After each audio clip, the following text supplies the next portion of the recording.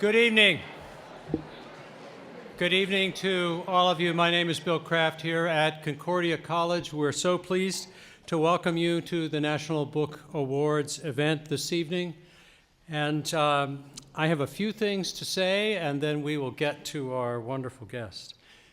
8 years ago, the college began a partnership with the National Book Award Foundation that has resulted in the annual National Book Awards at Concordia College. It's an author-in-residence program that brings 2 writers from among the current year's National Book Award winners and finalists to campus to engage with our students, to talk about books, to talk about writing. The residency includes master classes and formal presentations in addition to this evening's interview. Concordia is the Foundation's only collegiate partner. This is a unique partnership made possible by Harold Augenbraum, Executive Director of the National Book Foundation. Mr. Augenbraum is here with us this evening. Harold, would you please stand so that we can recognize him?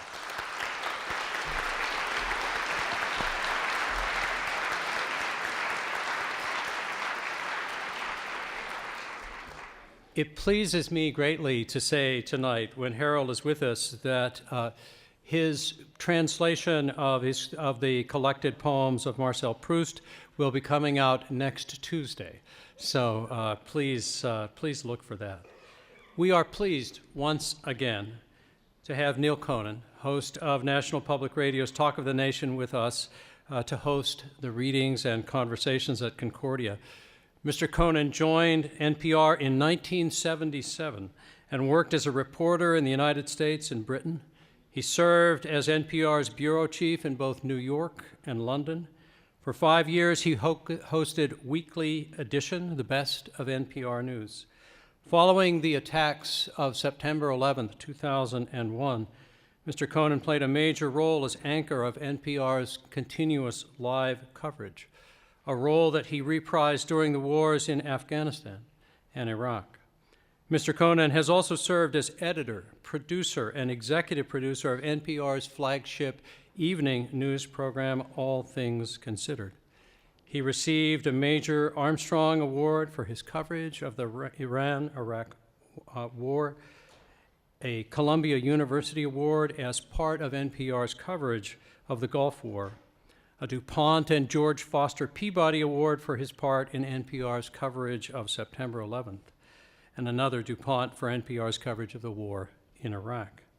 During the 2000 baseball season, Mr. Conan took a leave of absence from NPR News to work as the play-by-play announcer for the Aberdeen Arsenal of the Independent Atlantic League. You learned something tonight. He filed a series of commentaries about life on the fringe of professional sports for Morning Edition, and later wrote a book about his experiences called Play-by-Play, Baseball, Radio, and Life in the Last Chance League. Would you please join me in welcoming Neil Conan?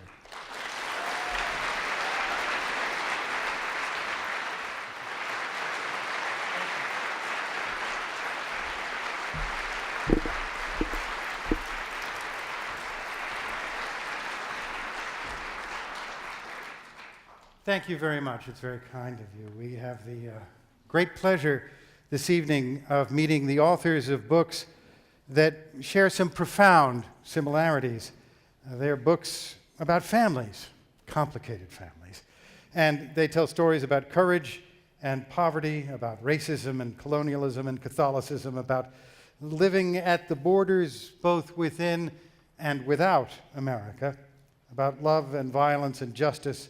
Both tell their stories through the eyes of adolescent boys, so they are also books about cars and sex and about what it means to be a man. But there's also a profound difference between the boys at the heart of these 2 books, an unbridgeable cultural gap. Star Wars, Trekkers.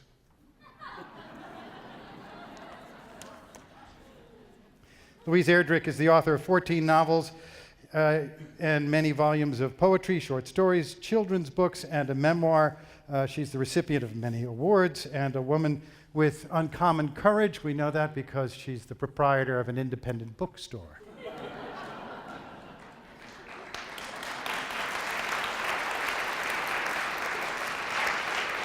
Her National Book Award winner is The Roundhouse. Please welcome Louise Erdrich.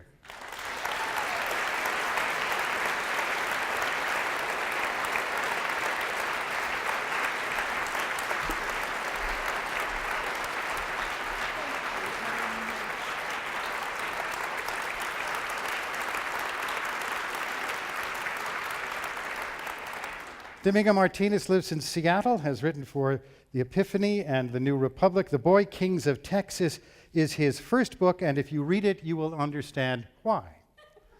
He's adapted excerpts for This American Life and wrote an essay for All Things Considered after his book was selected as a 2012 finalist. Congratulations, and welcome to you too. Domingo Martinez.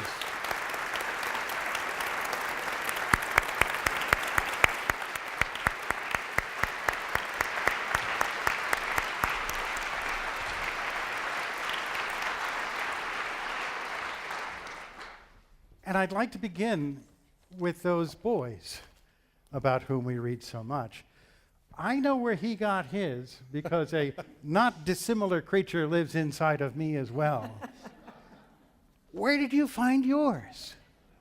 A not dissimilar creature lives inside of me as well. Little 13-year-old guy. Really? If Oh, I yes. only knew. Oh, yes. Yeah, when I grew up, I had the sorts of freedoms that the boys in this book have. Thank God, none of the traumas. I grew up in Wahpeton, so people will know what that is. And people will say, I know, thank you. And so riding my bicycle around a small town in North Dakota and having adventures and being with my brothers and being able to go down to the Red River and it was not a stretch for me. A lot of it was very familiar to me. And then I've just been around boys and men all my life. I so enjoyed being a 13-year-old boy. Loved it. There is, though, and Domingo will second it, there's secret stuff when you're 13 that, you know, it's embarrassing. And you seem to know all that stuff. Well, I'm married.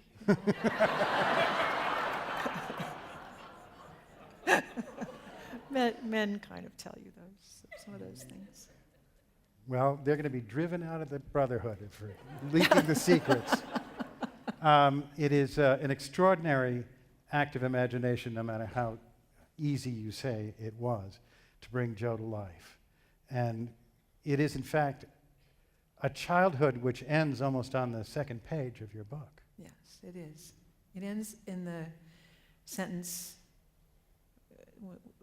where is your mother? When his father wonders where his mother is. And the rest of the book is essentially trying to answer that question. Exactly. Yeah.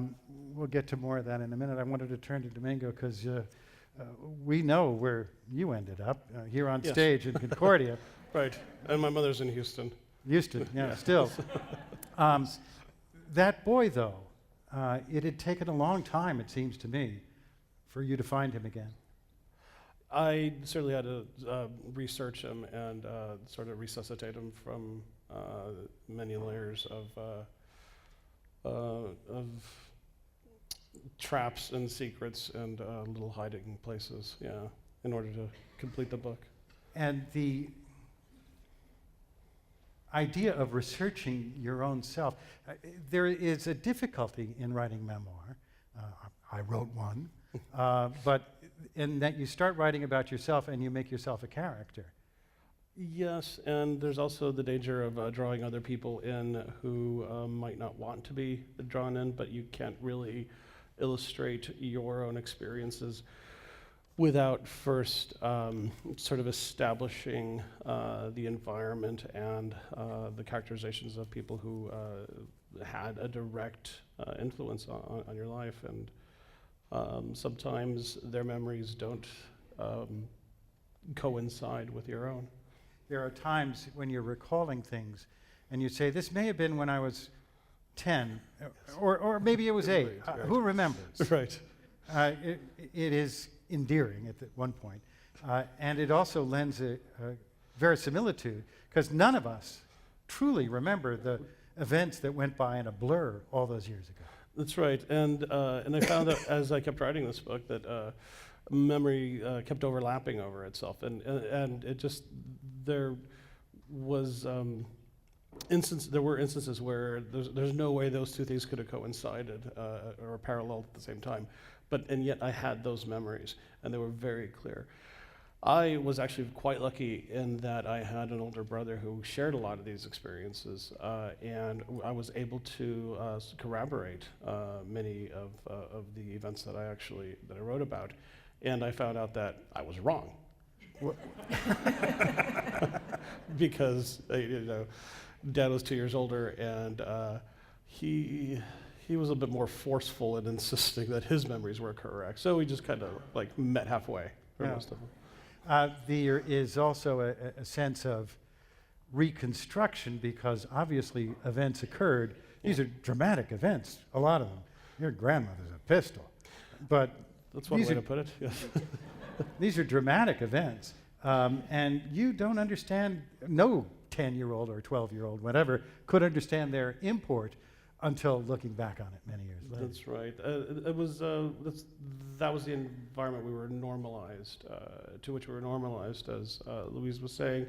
There's so much freedom in getting on that bike and going off in the land of the 13-year-old adolescent boy, because especially when you live in the margins and your family's a particular type of outlier, there's a lot of unstructured time.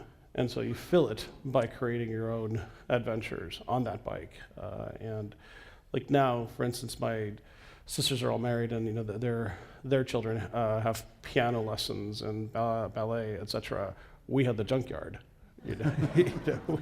We had the dump, and we made up a lot of our time just by going out there and living in our own minds. Your sisters came up with an extraordinary construct, which you write about, the two Mimis. Mimis, yes. They are living in a world, they're changing schools, they're just entering middle school. Correct. And they are living in a barrio outside of Brownsville, Texas. And where did the two Mimis come from? Television. Actually, soap opera, General Hospital, I think, to be particular. They saw themselves as, and they were quite frankly glamorous for the environment that we lived in. Our barrio had this generations old method of elevating the good-looking daughters of every family, so that we were able to then marry them off and for social advancement. And my sister sort of just took this to another level and to their next stage, and drew from what they knew and what they understood, which was ABC daytime drama, and with Rick Springfield, and so then they completely reinvented themselves as upper middle class white girls From Connecticut. It's funny, I read that short story in Connecticut, and I don't think that was the Connecticut I had in my mind when I was writing it. Also, didn't work at that time. I'm going to ask you to give us an idea of what this barrio was like, a short reading, if you will. Oh, of course. We've set this up in advance. Yes. It was page 54, wasn't it? It was, yes. Here it is. This was the Rubio barrio, though we didn't know it growing up. I'm sure it would have horrified my sisters and my mother to know that we were living in a barrio. But from the safety of distance and time, the patterns are much more clear, and I can say, without complication, that we lived in their barrio, that we lived in a barrio, the Rubio barrio. It fits the definition, that I am, after all, a barrio boy. The barrio was rectangular and surrounded on three sides by farmland, and it ran immediately parallel to Oklahoma Avenue, an unremarkable dirt road off State Road 511, just 4 miles from the Rio Grande River, which by this point had become a broken, feeble thing hardly worth mentioning, full of pesticides and heavy metals from American manufacturing that had moved south after NAFTA, and a ghost of the natural phenomenon of ages past when my other grandfather worked its boundaries. But our livelihood still depended on it, or on its fertile soil and sand that Grandpa was now selling at $180 a truckload, which he had his other brothers hauling. Oklahoma was our personal promised land, our own private Israel. Oklahoma Avenue was in the hinterlands east of the township of Brownsville, further rural to an already rural area. It was 28 miles from Boca Chica Beach or the Gulf Coast, and 1 mile from the port of Brownsville to the immediate north, about a mile from the city landfill. During the growing season, we'd awaken every morning at 6 o'clock sharp to the sound of a small yellow crop duster flying overhead and disregarding the fact that a whole series of families lived in its path. It would make an attempt to cut its pesticide spraying short while over our barrio, but then engage it once again while it was immediately over Grandma and Grandpa's house, so that it didn't miss the first few rows of cotton or corn. Thank you. When did you get some perspective on what this place was? I was very definitely living in Seattle at the time, and like I mentioned, the pattern started to sort of emerge from the safety of distance, and I must have been in my mid-20s and going to therapy at the time. And there was a lot of denial and we were so locked into the minutia and the detail of the patterns that we couldn't see that much, anything that much larger than we were. But then from here, sorry, not here, not Fargo, but Seattle, from that distance, it became quite clear that we had grown up in a very particular socioeconomic and generations old model of tribal living that was very common in South Texas or in Mexico or the southwestern areas. Let me turn to you again, Louise Erdrich, and this is the tribal land where your novel takes place. Is this where you grew up? No. Wahpeton is and was part of the Wahpeton System Reservation, but Wahpeton itself is a small town. It's about between 6,000 and 7,000, and on the outskirts of town, my parents taught. We lived, and my parents taught at a Bureau of Indian Affairs boarding school, where my grandfather had gone to school there. And my home reservation is the Turtle Mountain Reservation, which is right above Rugby, which is the center of the universe, and also the center of the universe, anyway. And so I grew up visiting back and forth with two sets of grandparents, and the Turtle Mountain Reservation is 2 townships. Tiny reservation. It used to be 20, whittled down to 2, and it is right above the center of the universe. Maybe it is the center of the universe, I guess. The setting for your book then is imaginary? No. Yes and no. I mean, I've been very careful to really make an imaginary universe out of a number of different Ojibwe reservations and reserves. There is a wide collection of Ojibwe homelands, and I didn't want to settle and make just one place. I particularly didn't want the Turtle Mountains to be always associated with some of the, there's people that do all kinds of things in these books. It's fiction. A lot easier to write than memoir. Memoir is much more difficult. You wrote one too. But it was so hard, I never tried it again. So hard to write. I want, again, in help of setting a sense of place to ask you to read an excerpt from your book. It is the first time we go to Okay. the place of the title, Sure. the Roundhouse. Well, the Roundhouse, really, it existed and still exists. All reservations have one. Most tribes have a center that resembles this place. The log hexagon was set on top of a slight rise and surrounded by rich grass, vivid green, long and thick. I dropped my bike. There was a moment of intense quiet. Then a low moan of air passed through the cracks in the silvery logs of the roundhouse. I started with emotion. The grieving cry seemed emitted by the structure itself. The sound filled me and flooded me and finally ceased. I decided to go forward. As I climbed the hill, a breeze raised hairs on the back of my neck. But when I reached the roundhouse, the sun fell like a warm hand on my shoulders. The place seemed peaceful. There was no door. There had been one, but the big plank rectangle was now wrenched off and thrown to one side. The grass was already growing through the cracks between the boards. I stood in the doorway. Inside, it was dim, although 4 small busted-out windows opened in each direction. The floor was tidy. No empties or papers or blankets. All had been picked up by the police. I caught the faint odor of gasoline. During the old days, when Indians could not practice their religion, well, actually not such old days, pre-1978, the roundhouse had been used for ceremonies. People pretended it was a social dance hall or brought their Bibles for gatherings.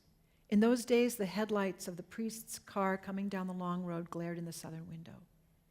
By the time the priest or the BIA superintendent arrived, the water drums and eagle feathers and medicine bags and birch bark scrolls and sacred pipes were in a couple of motorboats halfway across the lake.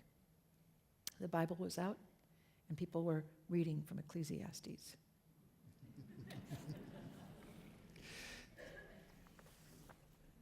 This is a building that is set, as it turns out, amid several jurisdictions. There are overlapping interests, and this is critical because, as it turns out, it's the scene of the crime. Yes, and I had a lot of trouble approaching this particular subject because of the word jurisdiction, as it puts people to sleep. Infrastructure will do that too, but go Right, ahead. so, right, I thought a long time about who could talk about it, and it had to be a 13-year-old boy. Yeah. Brought it to life, but there is a tribal land, there is federal land, there is state Yes. land, there is private land, and exactly where the crime occurred but jurisdiction and who is in control of what. Mm-hmm. This is a central element of your book. This was a situation that I've known about for about 20 years, and its tragedy was compounded with each year. And women who were victims of sexual violence on reservations often could not prosecute the perpetrators of those crimes because of jurisdictional issues and because of the fact that tribal courts could not prosecute anyone who is non-Indian. But I'm really quite thrilled to say that on February 28th, the Violence Against Women Act was passed by the House, and it was a good, great version of the act.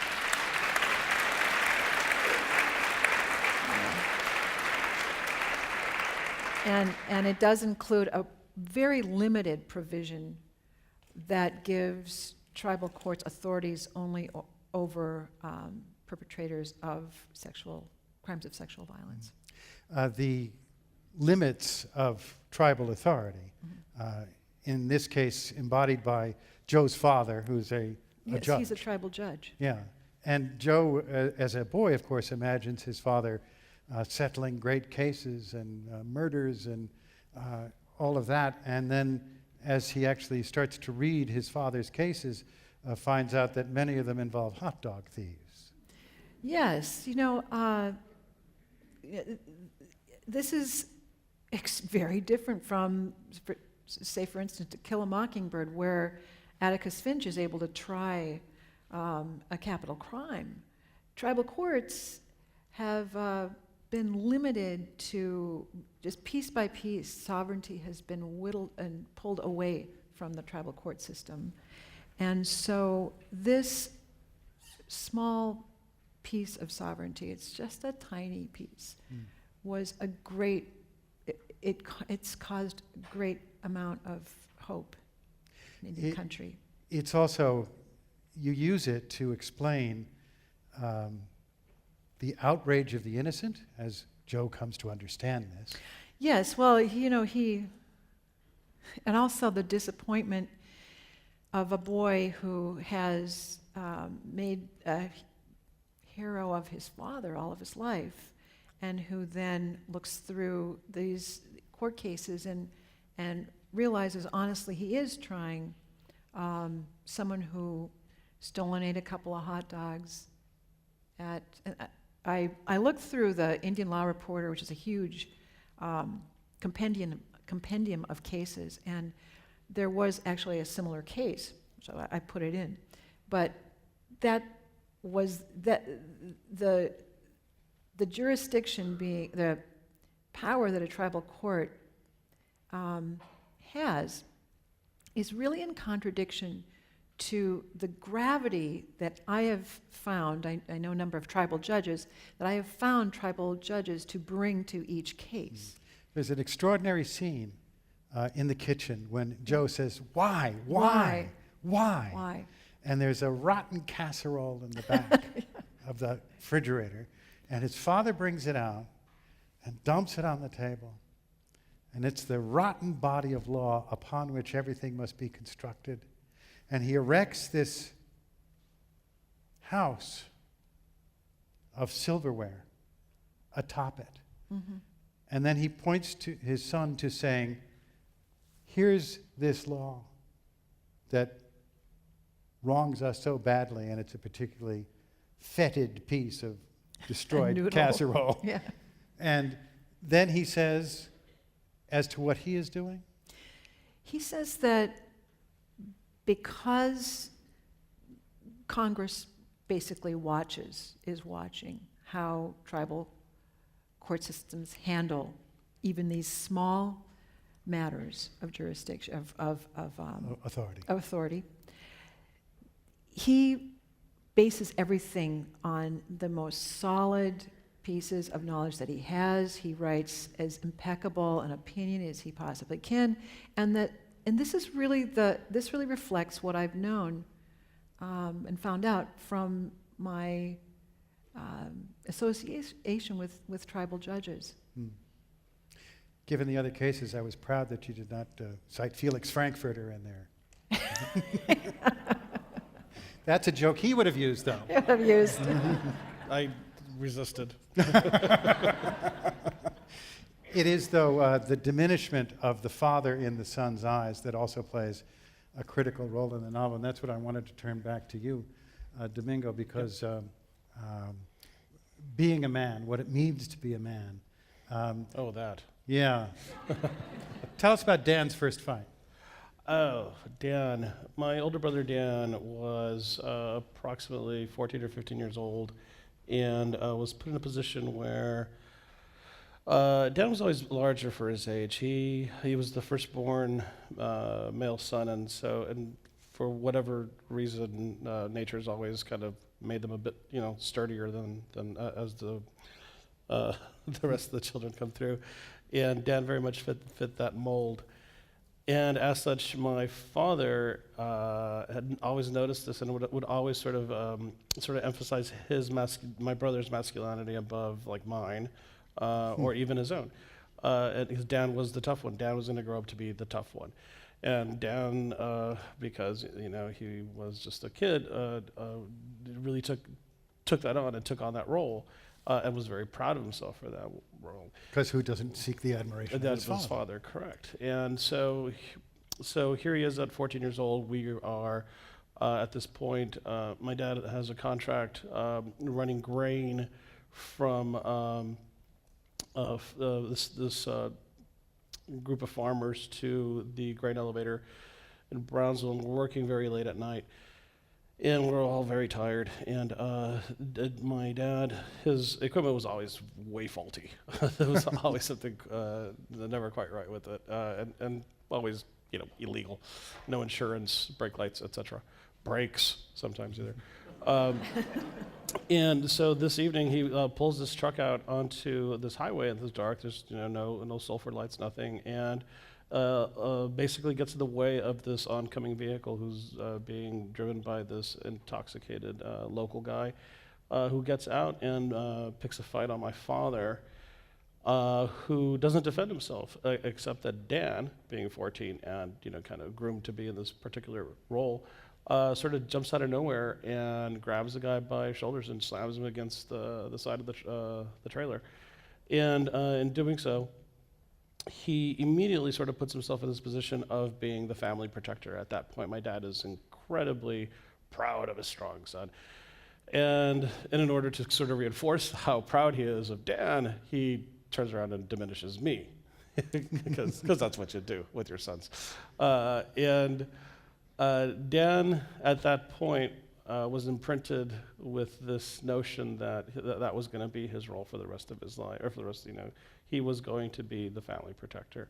And there was this very strange shift in the power dynamics that night, where Dan became the family hero, and Dad kind of sort of faded into the background a bit more. Took it back. With me. Yeah. With you? Yeah. Because again, it was an interesting picture. In diminishing you, Yeah. he mocked you for taking the exact pose That's the exact same, correct. that he had taken. That's right. Dad, and upon retelling the story later on in the evening to his cousins, and Dad was very excited, he starts imitating what he imagined was my role in my position, and sort of like, the face I was making, I'm scared, which was precisely what he looked like to me as a kid. So, When in fact, as you continually write, the balls of the family was your grandmother. oh, absolutely. My grandmother was very much in charge. She definitely held the biggest sway in that whole. She was the toughest. She was the toughest person in the barrio. I mean, everybody was afraid of her because she had guns, and she always had guns. That was the thing about her. Actually, let me rephrase that. She always had money. And people always needed money, and everyone else had guns, so they needed to borrow money from her, so they would go and hawk their pistols with my grandmother, who had an assortment of weapons, always. Everyone borrowed money, including you. Yes, of course. No, I had to. I mean, that was it. And what was the vig? About 15 points. And she'd break my legs if I didn't pay her in like 2 weeks. But it was just business, as she'd say. Can I get you some breakfast? And by the way, where's my money? Yeah, it was interesting growing up there. She takes on the role of the devil. Takes on the role of the Devil. devil. Yeah, I accused her of that quite often. I thought Grandma was the devil. This was not in an affectionate way. Oh no. You would have thought so too. Grandma, she had phenomenal survivor's ability to just suspend any sort of ethical or moral complication when there was money to be made. So meaning that in a barrio such as the one we grew up in, there was any assortment of young adolescent males who get up to no good quite often, and either by drinking or driving or picking fights in other neighborhoods where they're not allowed. Quite a bit of mischief, let's just say. And so the odds were at some point someone was going to die, and Grandma had this habit of putting sub rosa insurance policies on his kid, on the males, not the females, but just the males. So Sort of the actuary of the Correct. of the barrio. Yes. Correct. And I don't know the legality of it. I don't know if it was even actually a formal insurance policy. Maybe it was just some guy that she knew. It's like, I'll put $10 on Domingo. And every once in a while, someone would die, and grandma would cash in, 10 grand, 15 grand, whatever, and not tell anybody, but just to kind of give a little gift or a couple grand to help with the funeral, and no one else thought that was weird. I thought that was the behavior of Satan. Later, There was also her role in her husband's death. yes. Now that was speculation, much more speculation, and we were all frightened of Grandma, and she was a very tough-minded person, and quite frankly, if she hadn't been that tough, there's no way that she would have been able to have moved the family forward in that sort of social progress. Grandma, it was very clear that her second husband, my grandpa, who I knew, was, let's just say, not entirely faithful, and it was kind of an open secret in the barrio. And Grandma kind of fell apart during this whole period. And it wasn't because she was jealous or in any way she felt like he wasn't fulfilling his marital obligation. It's because she felt he was taking money from her and giving it to his mistresses, and Grandma didn't like that. So Grandpa went off on like a 2 or 3 day binge, which was completely common in that area. Men would wander off and come home, and we heard stories where Los Rubios would come home with their mistresses and like have their wives cook, him and her breakfast in the morning. It was wretched. It never went that far with Grandma, but Grandpa did, right before he died, come home without his shoes and completely broke. And the Grandma basically had it up to there, and she had another one of her mood swings that ended up in Grandpa's. Something went wrong with his diabetes medication. Let's just say, and he went into a coma, and that was the thing. But now, had it just been that simple of like, take this aspirin instead of your insulin, that would have been something, because if we were in normal America, somebody would have called an ambulance. There would have been the access to some sort of medical resources. Because it was the barrio, people just prayed and burned incense and sage and chanted and stuff, and did these sort of cleansings with eggs. Because the idea of actually going to the hospital was just completely outside of our normality. It just didn't exist for us. And so Grandpa took over a day to die, or a couple of days. And by the time they actually decided that this was beyond the power of prayer, they took him to a hospital in Mexico, and he died there. And then in the aftermath of this, everyone was like, it was Grandma. she did it. And she's got all that aspirin, And that's what we all believed. She insisted, a couple of days after Grandpa's passing, it's funerals, etc., she went to the clinic in Mexico, which is where he got all his insulin, and made a big fuss, made as if to threaten people, because that's what she did. She threatened everybody, and we were pretty much convinced that it was her. Mm-hmm. Money.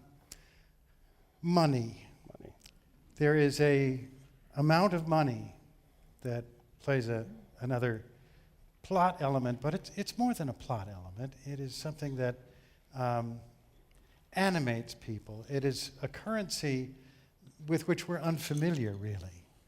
the degree to which people so poor see relatively small amounts of money, and then there's a large amount of money that comes into it, and money corrupts. Joe is looking down at the bottom of a lake, and he sees what, well, I found it a horrifying image, but there's a baby doll staring up at him from the bottom of the lake. And he fishes it out, and he sees it stuffed with money. And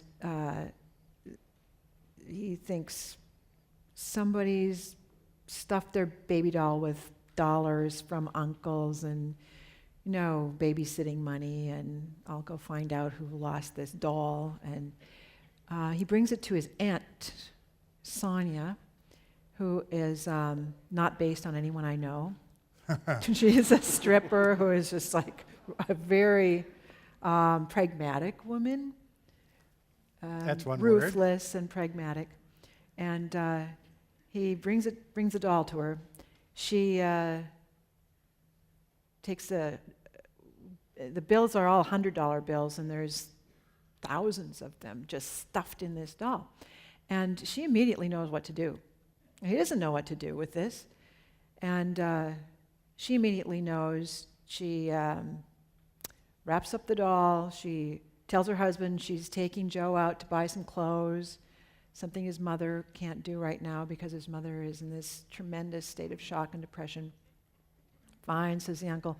They go to these small town banks, and wherever they go... It's Bonnie and Clyde in reverse. In reverse. Yeah. She opens a little account with both their names on the passbook, which, I've done with my kids, so I knew how this happened, but they didn't have this much money. No, that's a Christmas account. Each one has $10,000 or 20, and she puts it in, and when the eyebrows go up, she says, bingo win, or he sold his land, or something that somehow persuades them that he would have this much money. Of course, later on, anytime she wants to escape, which is a life which is very hard for her, she's able to go and withdraw whatever she wants. And Joe doesn't even think that way because he adores his aunt.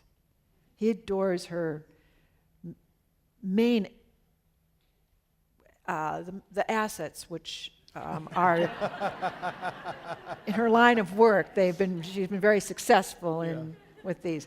And he mainly adores that about her, and he doesn't really understand the complexity of her as a person.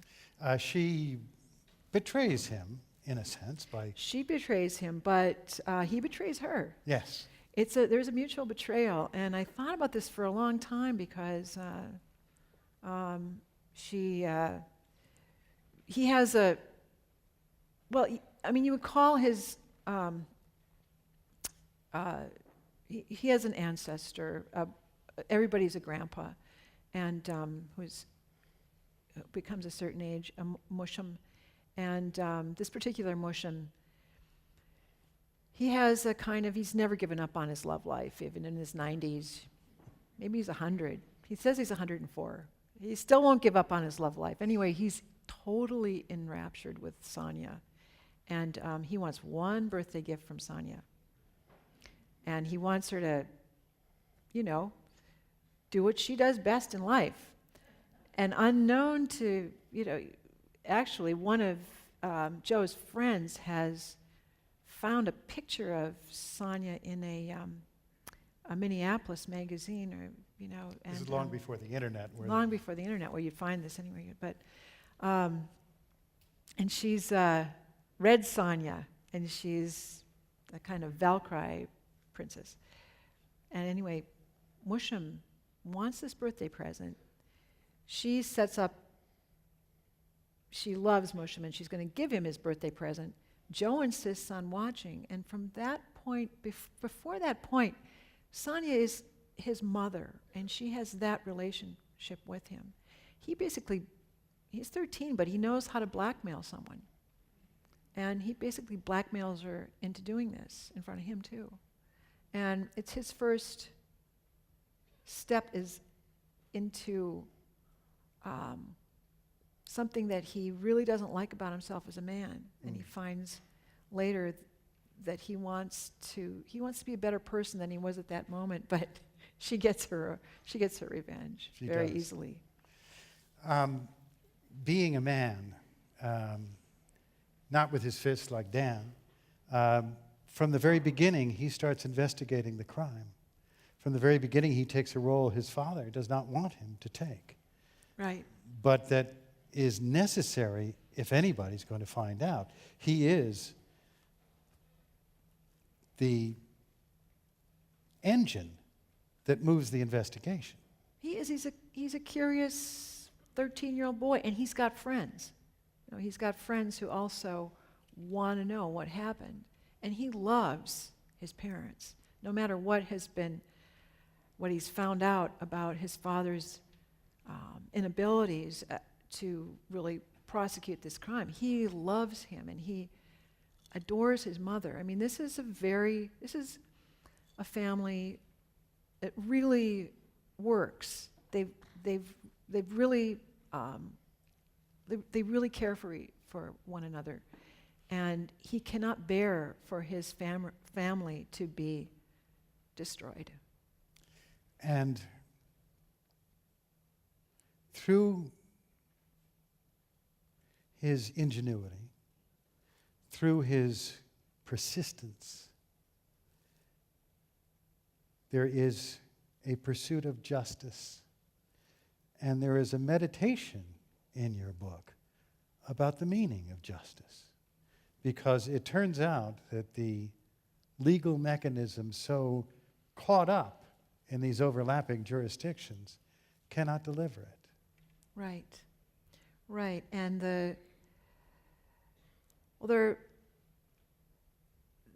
this is part of a trilogy of books about justice.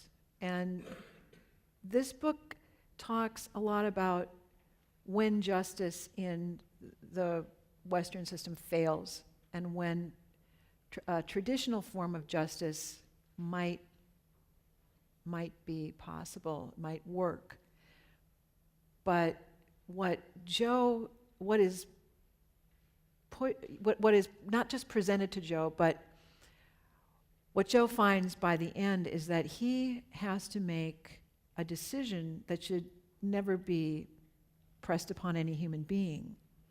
He really has to decide, because the perpetrator of this crime, which is, and this has been the case, is scot-free and free to extend that crime into any sort of avenue that he wants. He is scot-free and living wherever he wants next to the reservation, or can come and go as he pleases. So Joe knows that there is only one solution. And this is something that over the years of sort of collecting stories on this, I've really understood that people had been pressed into taking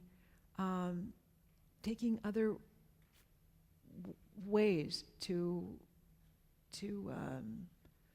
they don't have a law, so he has to make the law. He has to make it and think about it and say, I'll take it on, but he doesn't want to take it on. And I think that's something that, when I've been asked today about why there's violence in this book. He doesn't want it. He's only 13. He doesn't want it. No more than your brother really wanted to become the protector. But for that to be foisted upon a young boy is completely wrong. And he does the best he can, and his best friend does the best he can. They just do the best they can with what they've got. There's no law as we understand it. I mean, no American law in the barrio either. There's No, there's a doctrine of machismo, and I've actually done quite a bit of reading into that. One of the first instances, the first recorded instance of the word, according to the OED, was in 1940s California, which I suspect was kind of a Hearst creation for the Zoot Suit riots. Mhm. But In Los Angeles. Yeah. correct.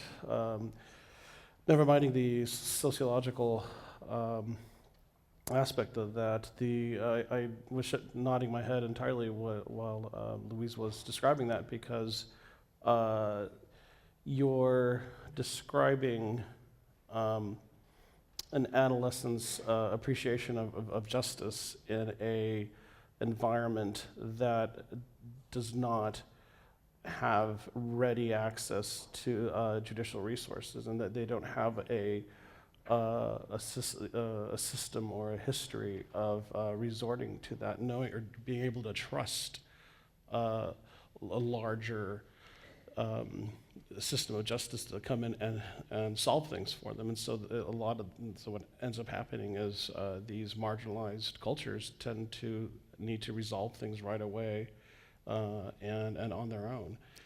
And usually when they're much too young to really understand larger consequences. And that's, my book is replete with that sort of, those sorts of moments where. Well, and they have repercussions. Tell us about Dan's last fight. Dan overstepped himself in picking a fight. We were in our 20s, 30s or 20s. See, this is what I'm telling you, memories. I think I was in my late 20s. He was in his early 30s, and we were in Seattle. And Covering that little fudge. yeah, thanks. And Dan, we had been out that night, had a couple of drinks. We were and when we were headed back home, we ended up in a convenience store. There's a group of men that start snickering at how we're dressed, because Dan and I are both wearing leather jackets. And they make, excuse me, some pejorative comments, and Dan doesn't let it go. And that was one of the things that somehow, from my own personal sense of justice and brain chemistry, I suppose, I have been able to acknowledge a slight and leave it alone, decide that it's just not worth pursuing. Honor, doesn't always need to be satisfied. Dan, on the other hand, something would switch over in his head, and he would lock into that. Now, Dan's not a bad guy. Dan's actually a great person. He's a nurse. He cares for people. But there was something at this age, at this window in his development, that made him susceptible to these moments. This sort of Dr. Jekyll moment where he would just flip over, and there was no talking him out of anything. So he picked a fight against 4 or 5 guys, and being a manly dude, goes right up to the largest one of them and says, what the hell did you say to me, et cetera, bang, pow, boom, bim, and that put me in a position where I had to jump in and try and help him as much as possible. But Dan, he got knocked out, and he took a bad step, and he crushed his knee. It's completely rebuilt. He broke the tibial plane on his right knee, and he walks with a limp today. His leg's about an inch shorter than it should be. Lots of bolts, and there was a tremendous amount of consequences as a result of that. And even today, every once in a while, that I see that spark in his eye when something happens, and it's like, come on, man, it's like you can't do this. But it's still there, and it's sort of like that prey drive in a dog that when they've just been bred for hunting. And they see a particular pattern, movement in the bush, and the dog locks in, the ears go up, the eyes dilate. I'm on it. It's sort of the same principle with my brother. In your book, it's an almost reasoned response. There's no other alternative. This is our last resort. Right. It is every other method of dealing with this and saving. I mean, he's saving his mother, but is what it comes down to. He has to. Will he will he, I mean, I don't want to give away the book, but it's just really, will he kill to save his mother? That's the question, because there is no other, everything else is stripped away. Every other avenue is taken away. But, so why would, I think about this, because why would how would I know that this boy would come down to this and would take it upon himself? And I think it's because I grew up with brothers, and I felt that they were incredibly protective of our family, my father as well. And there's a sense of, so we've got your back at all times. That I feel that about my brothers. If hers was reasoned, your brother's was adrenal. A fried amygdala. Yeah. And the product you write repeatedly of your father's goading. I can draw a very clear path to my father's behavior and his idea of what good macho parenting was like. Yes. And this eventually,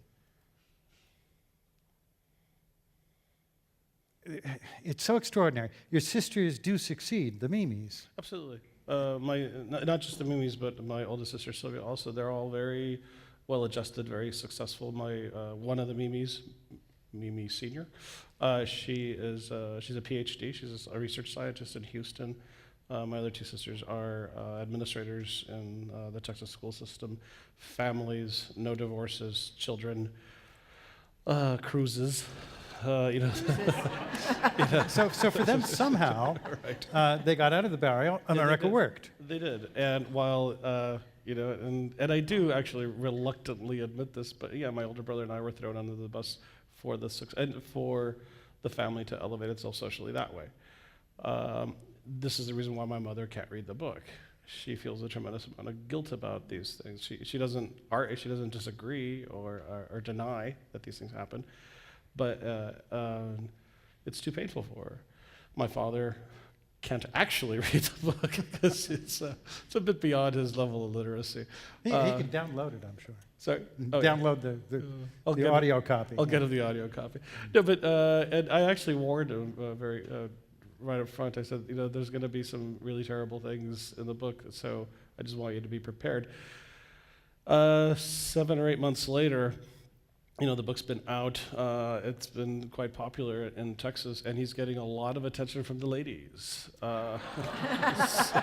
So he is absolutely delighted at the way. He doesn't care what it says about him. He's happy. So I'm like, all right, Dad, at least it's working for you. And what is left of the barrio? Sorry. I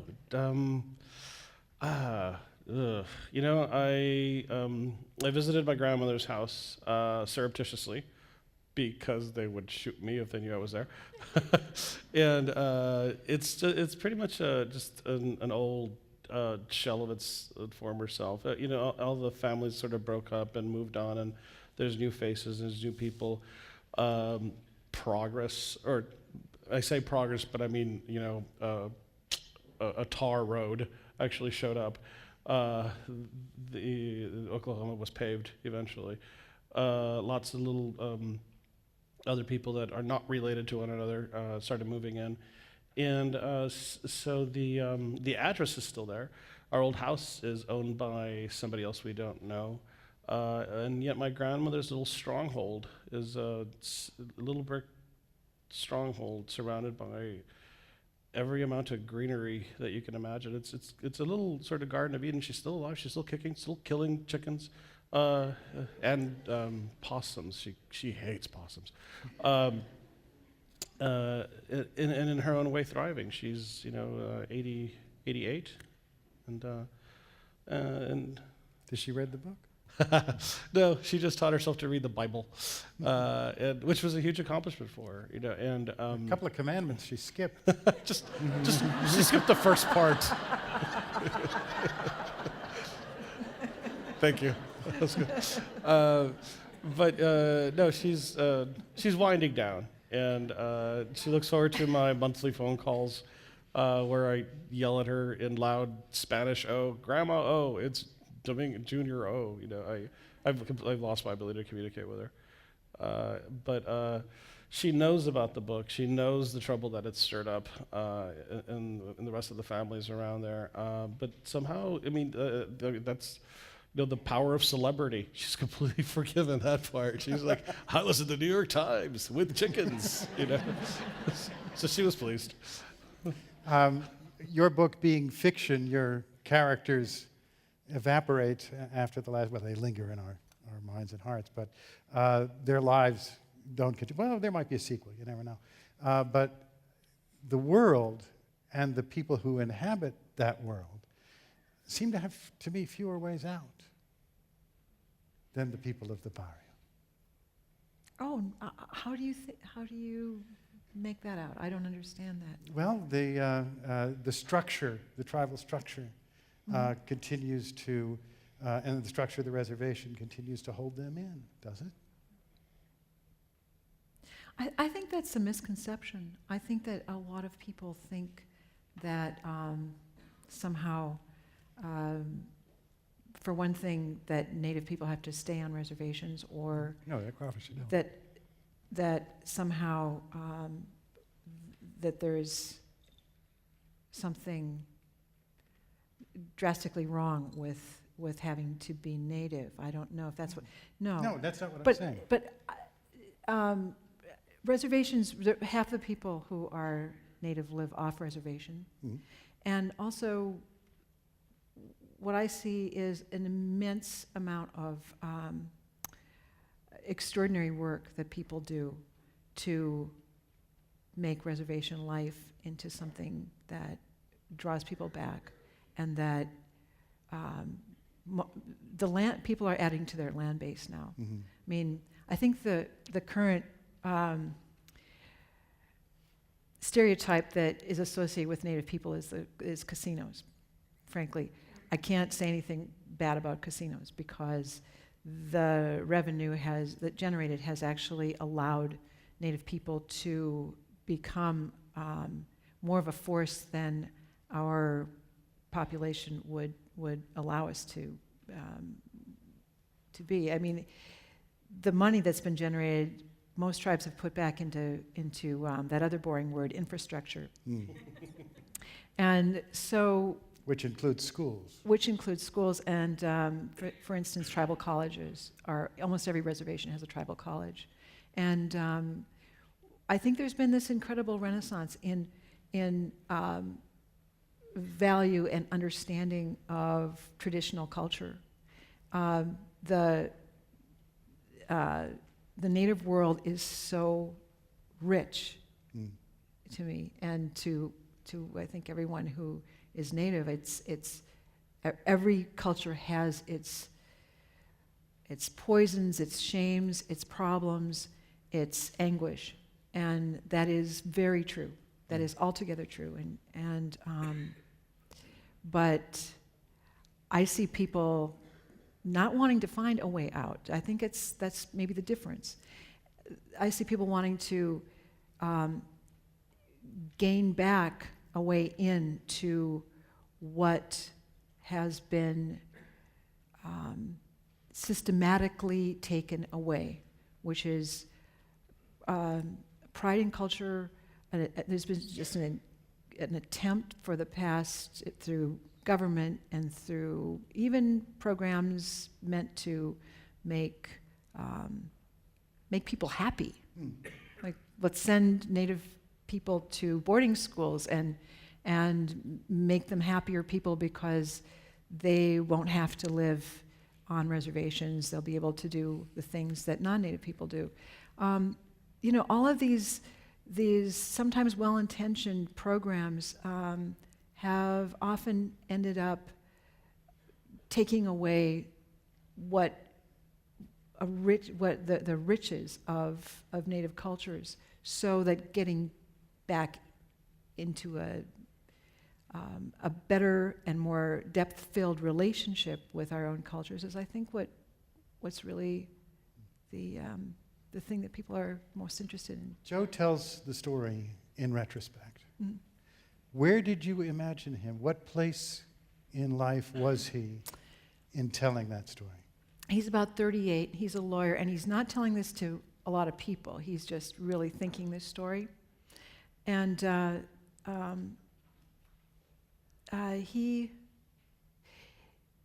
I can see, this book is set in the 80s.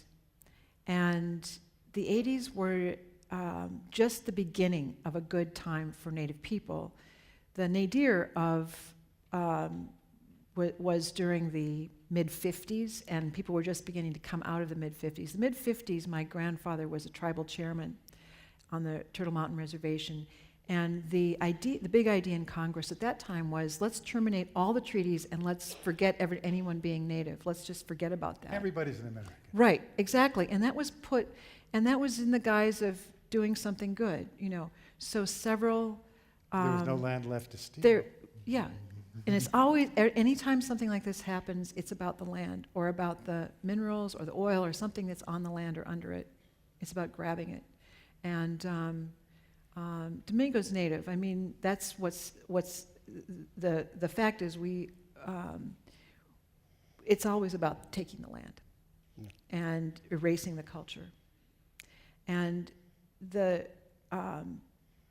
so that's kind of the beauty of casinos, because there they are, and everyone who really wants to have they have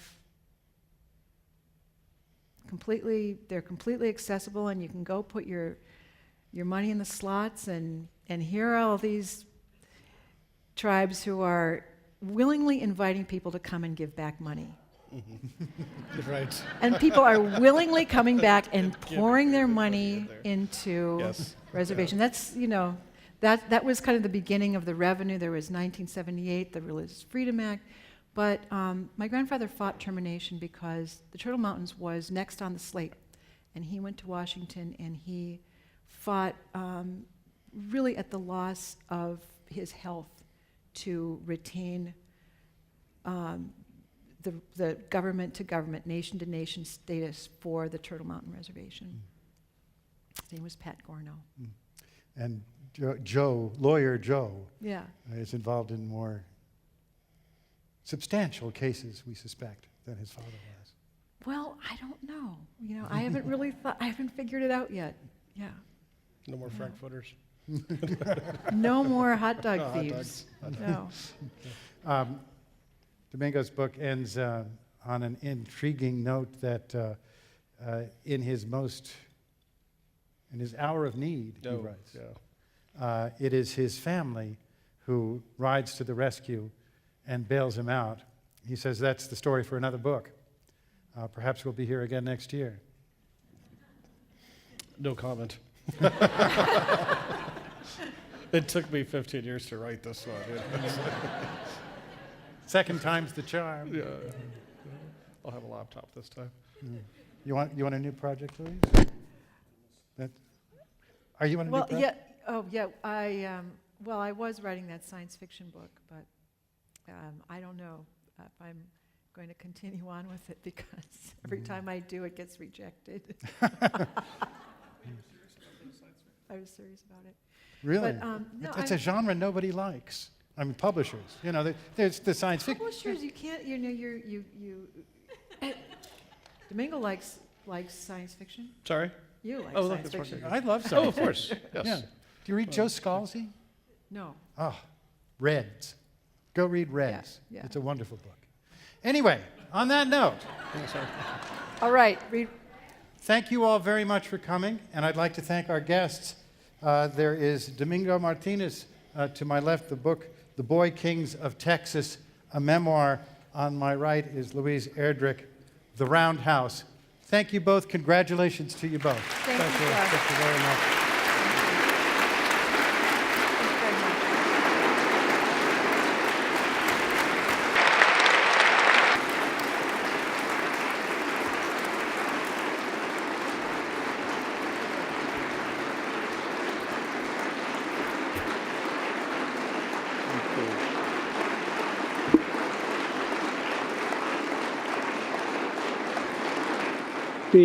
Before we go, would you please join me in recognizing once again Harold Augenbraum and also our colleagues here at Concordia College, Tracy Moorhead and Scott Olson, who have made this happen here year after year. Would you please?